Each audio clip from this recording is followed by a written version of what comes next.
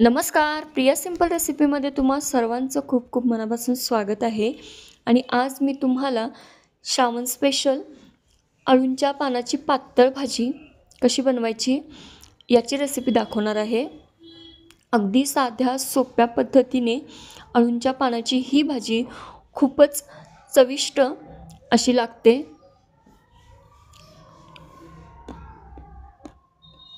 आणि अळूंच्या पानाची भाजी ही श्रावण महिन्यात आवर्जून बनवली जाते. तर अगदी गावरान पद्धतीने ही रेसिपी मी तुम्हाला इथे सांगणार आहे. तर सर्वात अगोदर इथं मी पांढऱ्या देठाची अळूची पानं घेतलेली आहेत. 10 ते 15 ही पानं आहेत.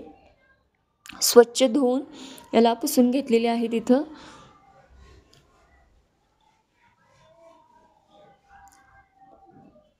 त्यानंतर सर्वात अगोदर या पानांचे देठ मी सुरीने कापून घेतलेले आहेत. म्हणजे देठ आणि पानं ही वेगळी करून घेतलेली आहेत.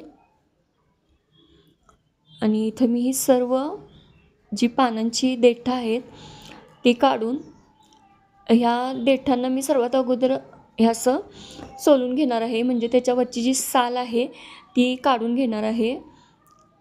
ही साल काढणं खूप गरजेचं असतं, नाहीतर आपली भाजी ही खूप चिकट अशी चिवट अशी बनते. त्यामुळे ही वरची जी देठांची साल आहे ती अशा प्रकारे सोलून काढायची आहे.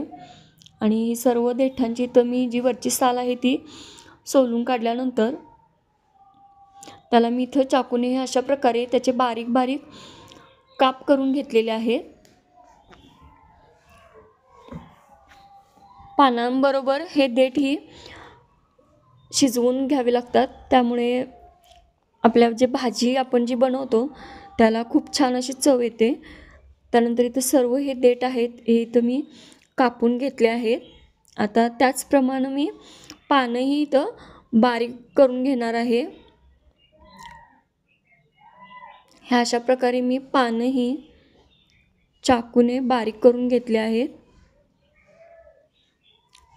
आणि हे जे देठ आणि ही जी पानं आहेत ही दोन्ही एकत्र अशी शिजवून घ्यायची आहेत.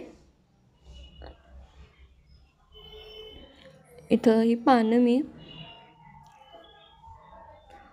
अशा प्रकारे बारीक चिरून देठ आणि पानं हे कुकरच्या 2 डब्यामध्ये घातले आहेत. कारण एका डब्यामध्ये खूप जादा होत होतं, त्यामुळे 2 डब्यामध्ये इथं घालून त्यामध्ये अगदी थोडंसं किंचितसं अर्धा ग्लास एवढं पाणी घालून घेतलेलं आहे. म्हणजे ती पानं आणि देठ शिजण्यापुरतंच पाणी इथं घालायचं आहे. आणि एका कुकरच्या भांड्यामध्ये मी इथं भिजवलेला पावटा जो आहे तो आणि थोडेसे भिजवलेले शेंगदाणे हे दोन्ही कुकरला एक 2 ते 3 शिट्ट्या याच्या मी काढून घेणार आहे.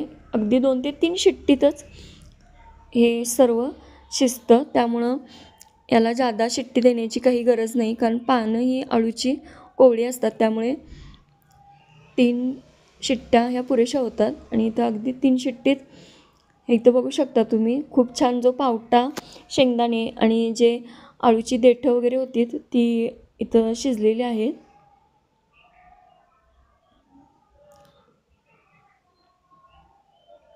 कुकरच्या ऐवजी तुम्ही पातेल्यामध्येही हे शिजवून घेऊ शकता.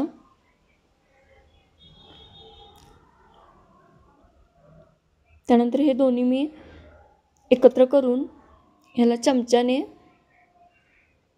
बारीक करून घेणार आहे.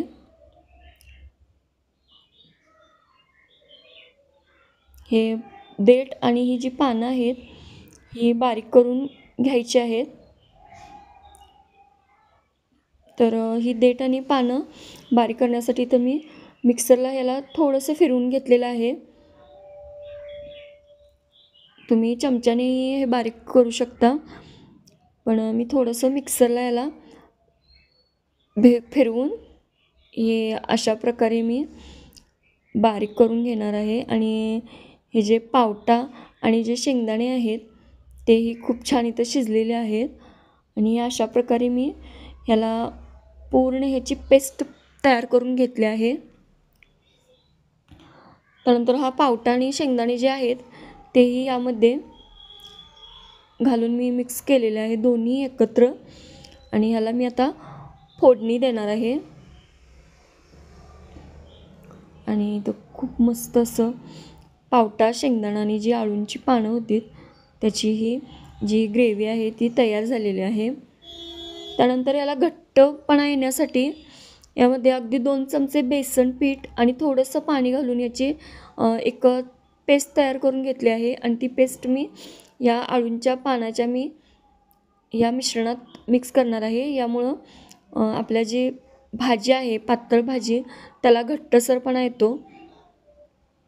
अगदी 2च चमचे फक्त पाण्यामध्ये बेसन पीठ मिक्स करून इथं गुठळ्या फोडून हे ह्यामध्ये मिक्स करून घ्यायचं आहे.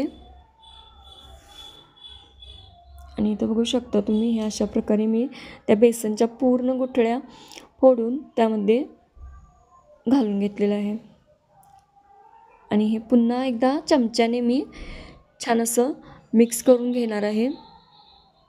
प्रत्येकाची आळूच्या पानांची भाजी करण्याची पद्धत वेगळी आहे. एकदा ह्या पद्धतीने तुम्ही नक्की बनवून बघा. त्यानंतर इथं गॅसवरती कढई ठेवून त्यामध्ये एक मोठा चमचा तेल घालून घेतलेलं आहे.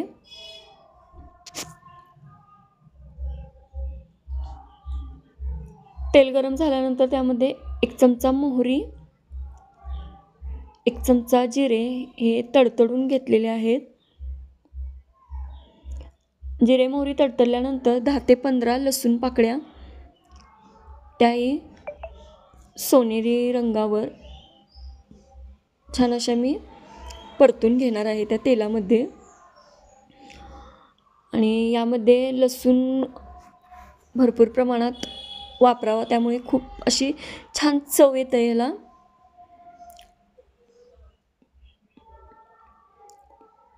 कढीपत्त्याची 7 ते 8 पानं इथं घातलेली आहेत मी. ती तेलामध्ये छान परतून घेणार आहे. त्यानंतर 1 चमचा हळद ती तेलामध्ये छान परतून घेणार आहे. गॅस अगदी मंद केलेला आहे जेणेकरून हे जे आपण घातलेलं आहे ते करपू नये याची काळजी घ्यावी. आणि हे सर्व घातल्यानंतर इथं मी 2 चमचे लाल तिखट घालून घेतलं आहे. तुम्ही लाल तिखटऐवजी हिरव्या मिरच्याही वापरू शकता जसं तुमच्या आवडीनुसार. तर इथं हिरव्या मिरच्यांच्या ऐवजी मी लाल तिखट वापरलेलं आहे. आणि त्यामध्येच मी चव येण्यासाठी थोडीशी हिरवी कोथिंबीर ही बारीक चिरून घातलेली आहे. आणि जे आळूंच्या पानाचं जे तयार करून ठेवलेलं जे मिश्रण होतं ते यामध्ये घालून याला एक 10 ते 15 मिनटं याला मंद आचेवरती छान उकळी काढून घेणार आहे. त्यानंतर मी आवश्यकतेनुसार त्यामध्ये थोडंसं पाणी घातलेलं आहे. तुम्ही तुमच्या आवश्यकतेनुसार यामध्ये पाणी कमी किंवा जास्त करू शकता. आणि चवीनुसार थोडंसं मीठ घालून याला अगदी मंद आचेवरती मी शिजवून घेतलेलं आहे. आणि इथं बघू शकता तुम्ही खूप छान याला घट्टसरपणा पण आलेला आहे. आणि खूप छान ही आळूंच्या पानाची पातळ भाजी बनवून तयार आहे. रेसिपी आवडल्यास लाईक करा, कमेंट करा, शेअर करा आणि प्लीज चॅनलला सबस्क्राईब करायला विसरू नका.